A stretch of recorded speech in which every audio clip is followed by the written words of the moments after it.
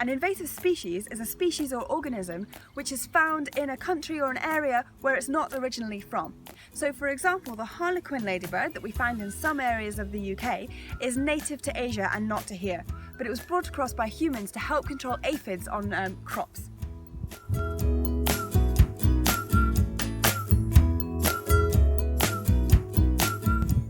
The harlequin ladybird is such a bad invasive species because it declines a lot of our native species, specifically some of the ladybirds.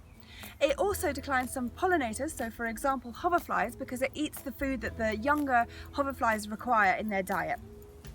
The harlequin ladybird benefits from what we call the enemy release hypothesis.